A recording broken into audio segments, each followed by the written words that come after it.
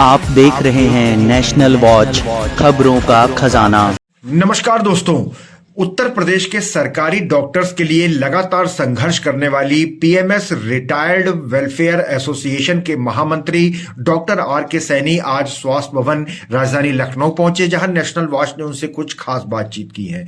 हमारा पहला सवाल था कि महानिदेशक प्रशासन का पद सृजित हो रहा है, इसको लेकर एसोसिएशन क्या सोचती है, उत्तर प्रदेश में सरकारी चिकित्सकों की संख्या को लेकर के क्या विचार है, और साथ ही पीएमएस एसोसिएशन के चुनाव को लेकर डॉक्टर सैनी से नेशनल वॉच ने कुछ खास बातचीत की है। दोस्तों, इस बातचीत के माध्यम से उत्तर प्रदेश में चिकित्सा और स्वास्थ्य विभाग का पूरा एक लेखा जोखा आपकी नजरों के सामने आ जाएगा। आइए बात करते हैं महामंत्री डॉक्टर आर के सैनी जी से। डॉक्टर साहब, सबसे पहले तो नववर्ष की हार्दिक शुभकामनाएं एसोसिएशन को, सारे पदाधिकारियों को, सब डॉक्टर्स को।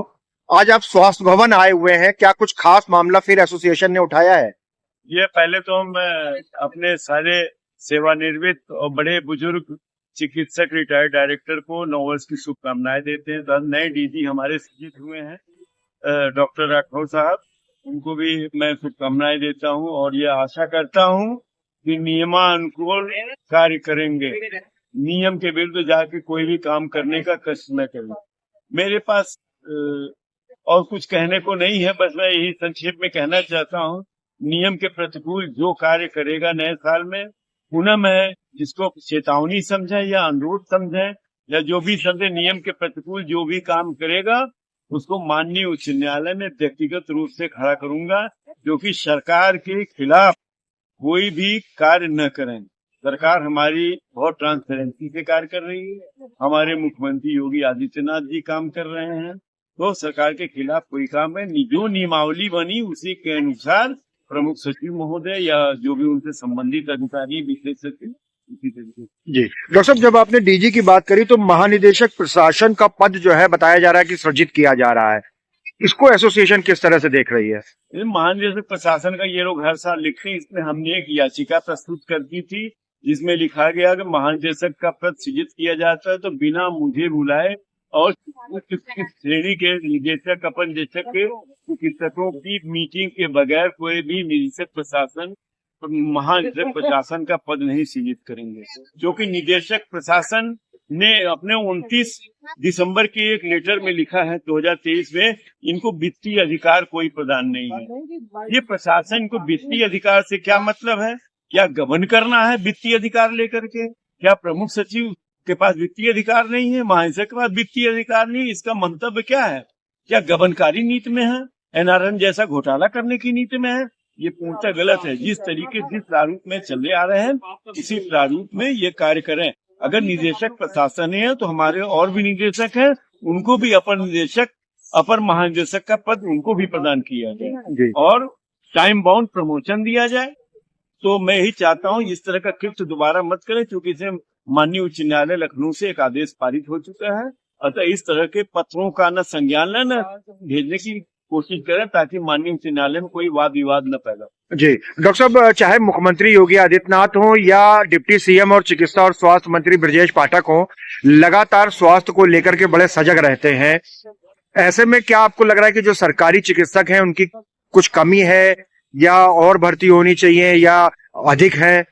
कैसे जनता को स्वास्थ्य की सेवाएं प्रॉपर रूप से मिल पाए? माननीय योगी आदित्यनाथ जी का कार्यकाल 10 साल का लगा है, लेकिन जो स्वास्थ्य मंत्री और भी रहे, किसी चिकित्सक को न तो सस्पेंड किया गया, न उसको किया गया, उनको पदच्युत करके दूसरा ही कार्य कर लिया है। किन प्रकार किस कारण से किया जा रहा है ये कहा नहीं जा सकता, क्योंकि डिप्टी सीएम महोदय इस संबंध में 2 पद धारण किए हैं, हमारे स्वास्थ्य मंत्री भी हैं, हमारे डिप्टी सीएम भी हैं, तो इनके कार्यकाल में जितने चिकित्सकों का सस्पेंशन किया गया है वो और किसी भी स्वास्थ्य मंत्री के कार्यकाल में नहीं किया गया है, क्योंकि इनके कार्यकाल, माननीय योगी आदित्यनाथ जी के कार्यकाल में और भी चिकित्सा स्वास्थ्य के अधिकारी रहे, उन्होंने स्वास्थ्य विभाग के चिकित्सा अधिकारियों को एक सम्मानजनक तरीके से रखा है और किस कॉन्स्पिरेसी के तरह इनका निलंबन किया जा रहा है। क्योंकि आपको ये भी जानना होगा कि हमको भी एक गलत तरीके से सस्पेंड किया गया था, जिसका मैं माननीय उच्च न्यायालय, माननीय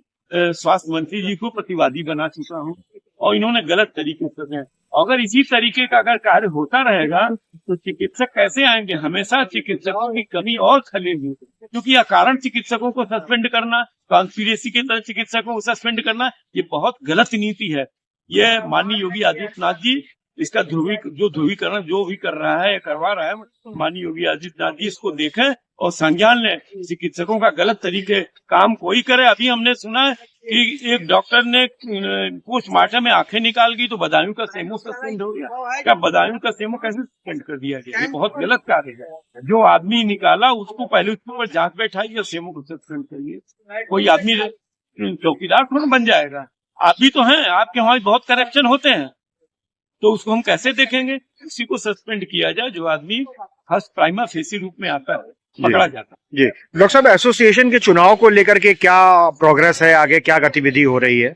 एसोसिएशन के चुनाव में उन्होंने जो बीएसएफ पालिसी का पैसा जो खाया है पुरानी एसोसिएशन में, उसके लिए हाईकोर्ट से ऑर्डर हो चुका है।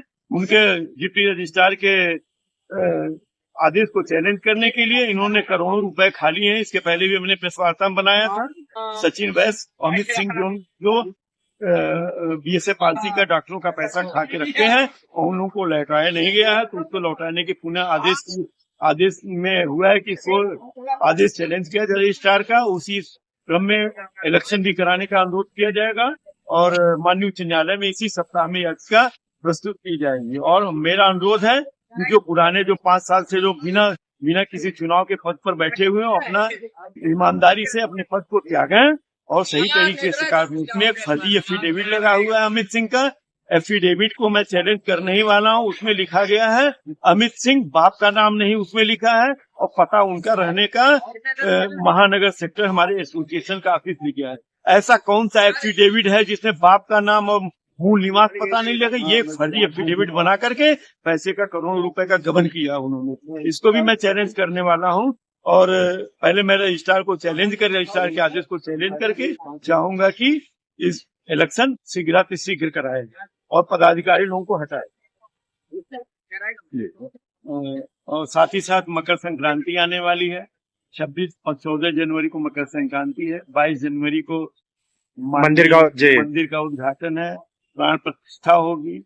हमारे सनातन धर्म में प्राण प्रतिष्ठा बहुत विशेष कर्म होता है, जिसमें भगवान के स्वरूप को, जैसे आदमी सुबह सोता है, नहाता है, खाने का टाइम फिक्स होता है, उसी तरीके से उनके कार्यशैली में कार्य किया जाएगा, जिसके लिए माननीय प्रधानमंत्री जी, माननीय राज्यपाल जी, माननीय मुख्यमंत्री जी और अन्य लोग उसमें उपस्थित रहेंगे। उनकी प्राण प्रतिष्ठा करेंगे और मकर संक्रांति के पर्व पर आपकी हार्दिक शुभकामनाएं। 26 जनवरी की भी अग्रिम शुभकामनाएं। और गणतंत्र दिवस है, तो गणतंत्र दिवस विधि का सम्मान बनाने के लिए पुनः मैं कहूंगा, प्रमुख सचिव महोदय जो गलत तरीके से सबको संबद्ध करते हैं, हाईकोर्ट में गलत एफिडेविट लगाते हैं, इसको ये अपने में सुधारें, किसी के कहने पर मत करें। प्रमुख सचिव रहेंगे। गलत काम करने से ऐसा नहीं कि उनको विधि का सामना नहीं करना, वो अवश्य गलत काम करेंगे तो विधि का सामना करना पड़ेगा। मैं इन्हीं शब्दों के साथ पुनः सबको मकर संक्रांति नव वर्ष की शुभकामनाएं देता हूँ, साथ साथ विधि का सम्मान करने का अनुरोध करता हूँ।